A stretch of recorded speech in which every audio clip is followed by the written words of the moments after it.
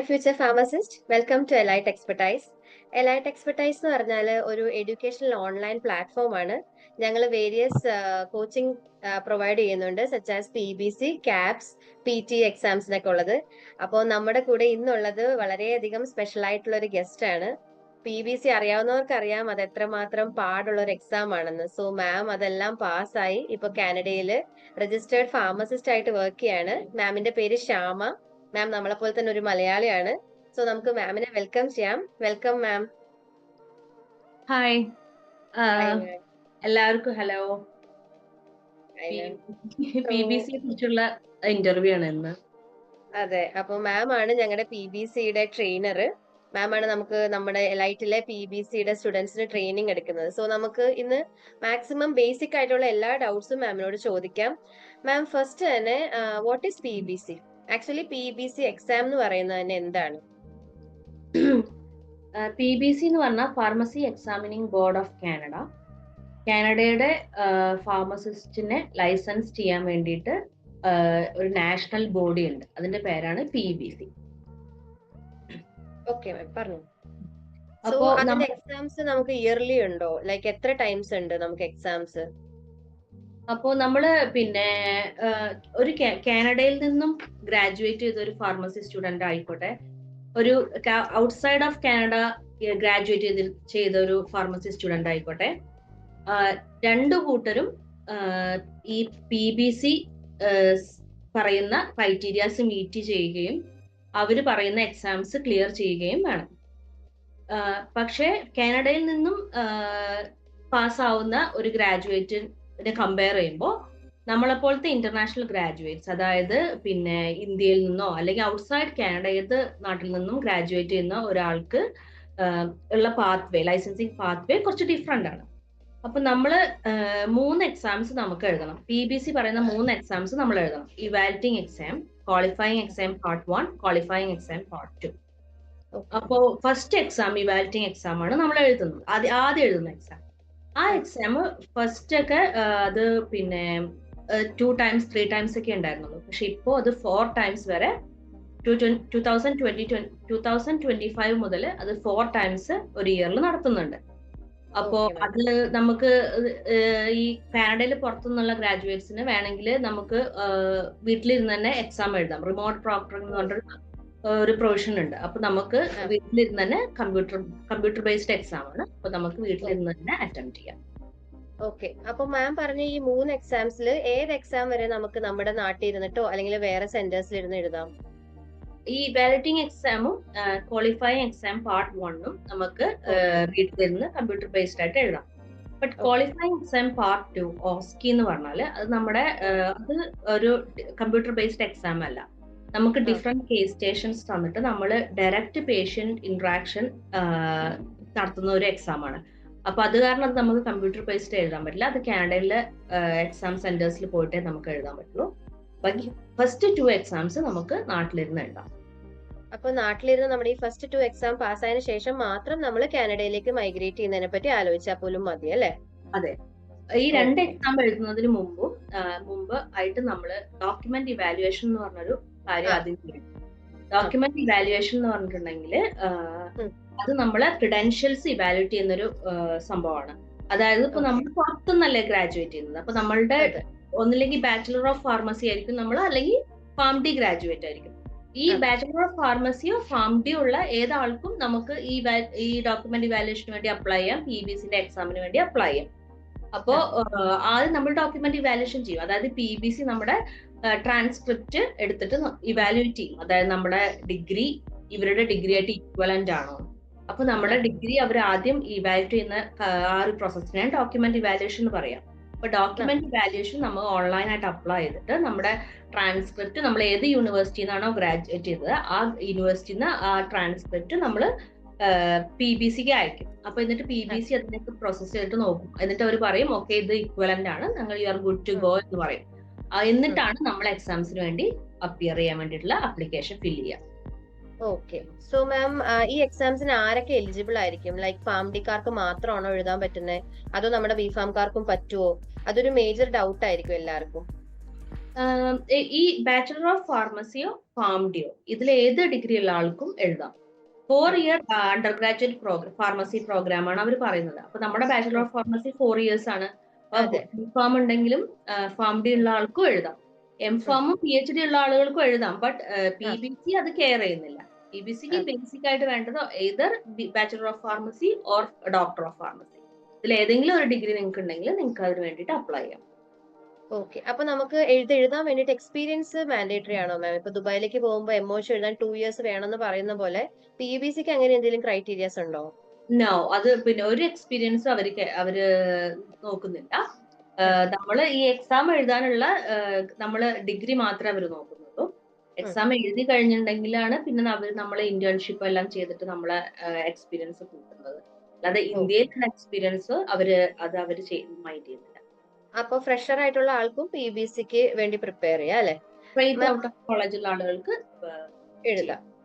മാം, അപ്പോ ഒരു ഫ്രഷർ ആയിട്ടുള്ള ആള് എത്ര നാള് പ്രിപ്പറേഷൻ ചെയ്യണം? ലൈക്ക് ഒരു ഐഡിയൽ ടൈം എപ്പോഴായിരിക്കും അവർക്ക് സ്റ്റാർട്ട് ചെയ്യാനും? ലൈക്ക് ഹൗ മെനി മന്ത്സ് ആയിരിക്കും ഒരു ഐഡിയൽ ടൈം ആയിട്ട് നമുക്ക് കൂട്ടാൻ പറ്റുന്ന ഫോർ PBC പ്രിപ്പറേഷൻ? ഒരു 3 to 5 months ആണ് നമ്മൾ പറയുക ഒരു PBC. കോളേജിൽ നിന്നൊക്കെ സ്ട്രേറ്റ് ഇറങ്ങുന്ന ഗ്യാപ്പ് ഇല്ലാത്ത ആളുകൾക്ക് അവരുടെ മൈൻഡ് കുറച്ചും കൂടി ഫ്രഷ് ആയിരിക്കും. കാരണം അവര് പെട്ടെന്ന് പഠിച്ചിറങ്ങുന്ന കുട്ടികളല്ലേ.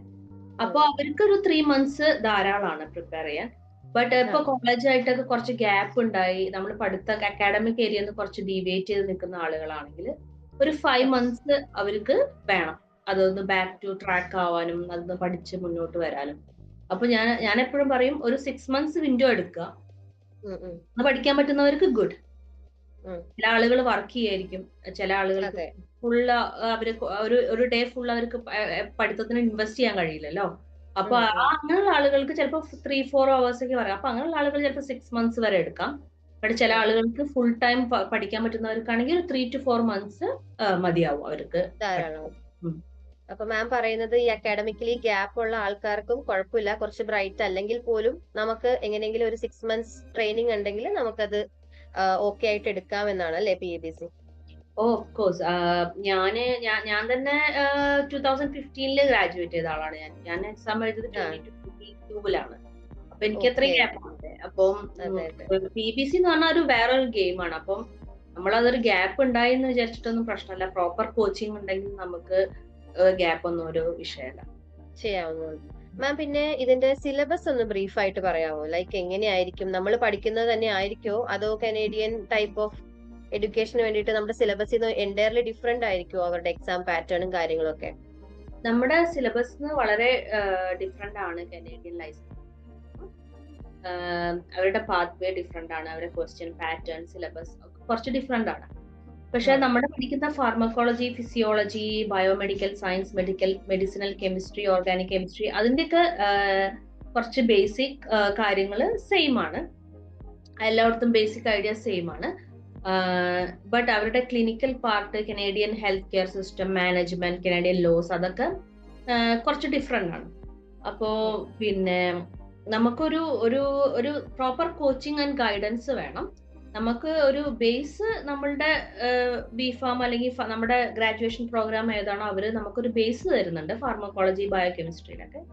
ബട്ട് എക്സാമിന്റെ ഒരു എക്സാം പോയിന്റ് ഓഫ് വ്യൂവിൽ പഠിക്കുമ്പോൾ നമുക്ക് അതിൻ്റെതായ ഒരു കോച്ചിങ് ഒക്കെ ആവശ്യമാണ്. കാരണം പിന്നെ നിങ്ങൾ ഈ ഒരു എക്സാം എന്ന് പറഞ്ഞ ഒരു ന്യൂ എക്സ്പീരിയൻസ് ആണ്. നിങ്ങൾക്ക് ഇതുവരെ യൂണിവേഴ്സിറ്റി എക്സാംസ് എഴുതിയ പോലത്തെ ഒരു എക്സ്പീരിയൻസ് അല്ല.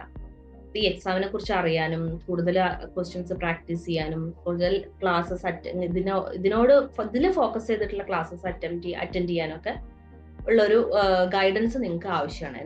എന്നിട്ട് മാത്രമേ എക്സാം എഴുതിയിട്ട് കാര്യമുള്ളൂ. കാരണം നമുക്ക് ഈ എക്സാം എന്ന് പറഞ്ഞാല് ബാക്കി ലൈസൻസിങ് എക്സാംസിനായിട്ട് കമ്പയർ ചെയ്യുമ്പോൾ നമുക്ക് ഒരു എക്സാമിന് 3 attempts ഉള്ളൂ. അപ്പൊ 3 attempts കഴിഞ്ഞാൽ പിന്നെ നമുക്ക് എക്സാം എഴുതാൻ കഴിയില്ല. അപ്പൊ നമുക്ക് ഓരോ അറ്റംപ്റ്റും വെരി പ്രഷ്യസ് ആണ്. ഫസ്റ്റ് അറ്റംപ്റ്റ് നമുക്ക് കുറച്ച് റിലാക്സ്ഡ് ആയിരിക്കും. പക്ഷേ സെക്കൻഡ് തേർഡ് ഒക്കെ ആകുമ്പോൾ നമ്മൾ മോർ ടുവേർഡ്സ് എൻഡ് അല്ലേ. അപ്പൊ നമുക്ക് ഭയങ്കര സ്ട്രെസ് കൂടുതലായിരിക്കും. അപ്പൊ നമ്മൾ ഫസ്റ്റ് എക്സാംസ് നമ്മൾ കുറച്ച് പിന്നെ ഫസ്റ്റ് തന്നെ നമ്മൾ ആദ്യം ഒരു പ്രോപ്പർ ഗൈഡൻസ് ഒക്കെ വെച്ച് ചെയ്യുമ്പോഴേ നമുക്ക് അത് അറ്റൻഡ് ചെയ്യാനുള്ള ഒരു കോൺഫിഡൻസ് കിട്ടുള്ളൂ. അല്ലെങ്കിൽ നമ്മൾ 3 attempts ലൂസ് ചെയ്ത് കഴിഞ്ഞാൽ പിന്നെ നമുക്ക് ചാൻസ് ഇല്ലല്ലോ. അതെ അതെ മാം. ഫ്രം സ്കിൽ അസസ്മെന്റ് ഇതിന്റെ ലാസ്റ്റ് സ്റ്റേജ് വരെ ഒരു എമൗണ്ട് എത്രയായിരിക്കും ഈ നമ്മുടെ നോർമൽ ആയിട്ടുള്ള ഒരു മിഡിൽ ഒരു സ്റ്റുഡൻസിന്റെ ഒരു കൺസേൺ ആയിരിക്കും അത്. അവർ പഠിച്ചിറങ്ങുക എന്ന് പറഞ്ഞാൽ അവർക്ക് പേയ്മെന്റും കാര്യങ്ങളും ബുദ്ധിമുട്ടായിരിക്കും. അപ്പൊ ഏകദേശം നമുക്ക് എത്ര ഒരു ഇന്ത്യൻ റുപ്പീസിലേക്ക് പറയുമ്പോൾ ഏകദേശം എത്ര എമൗണ്ട് നമ്മളൊരു ഏകദേശം ഒരു ബാക്കപ്പ് വെക്കണം ഈ ഒരു എക്സാമിന് പ്രിപ്പയർ ചെയ്യുമ്പോഴത്തേക്കും? ഡോക്യുമെന്റ് ഇവാലുവേഷൻ മുതൽ ഫൈനൽ എക്സാം വരെ നമുക്കൊരു 5,000 to 6,000 കനേഡിയൻ ഡോളേഴ്സ് ആണ് നമ്മൾ പറയാ. അതായത് 3 lakhs to 3.5 lakhs ഇന്ത്യൻ റുപ്പീന്റെ ഇടയിലാണ് നമ്മൾ എക്സാം ഫീസ് വരിക. പിന്നെ നമ്മൾ കോച്ചിങ് എടുക്കുന്നതൊക്കെ സെപ്പറേറ്റ് ആണ്, എക്സ്ട്രാ ആയിട്ടുള്ളത്. അപ്പം ഇത്രയും പൈസയാണ് നമ്മളുടെ ഈ ഒരു മൊത്തം പ്രോസസ് ഡോക്യുമെന്റ് ഇവാലുവേഷൻ മുതൽ എക്സാം വരെ ചെലവാകുക. ഒരു $6,000. അപ്പൊ നമ്മളൊരു അതെ, നമ്മളൊരു സ്റ്റുഡന്റ് വിസയ്ക്ക് വേണ്ടി പോകുന്നതിന്റെ വെച്ച് നോക്കുമ്പോഴത്തേക്കും വളരെ കുറവ് എമൗണ്ട് മതി നമുക്കൊരു ഈ ഒരു ലൈസൻസിങ് എക്സാമിന് വേണ്ടി പ്രിപ്പയർ ചെയ്യുമ്പോൾ അല്ലെ?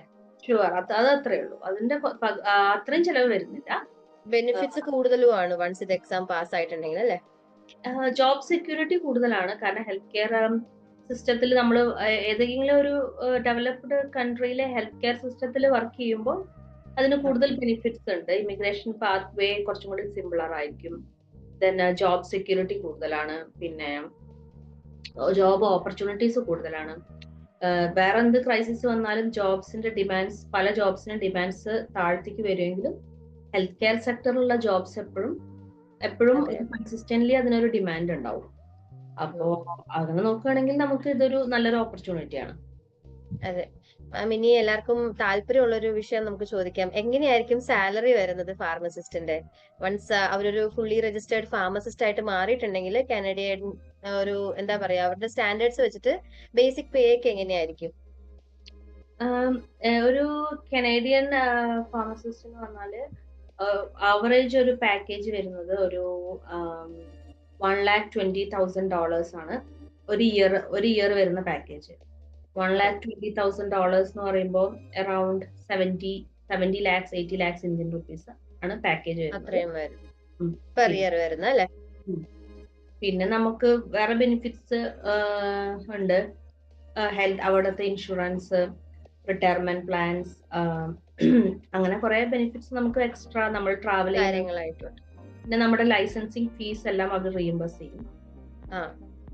അതൊരു വലിയ അഡ്വാൻറ്റേജ് ആണ് കാനഡയുടെ കാര്യത്തില്. ഇപ്പോ $1,000 ഞാൻ ഇപ്പൊ പറഞ്ഞില്ലേ എക്സാമിന്റെ ഒക്കെ, അതൊക്കെ മിക്ക എംപ്ലോയേഴ്സും റീഇംബേഴ്സ് ചെയ്തു തരും.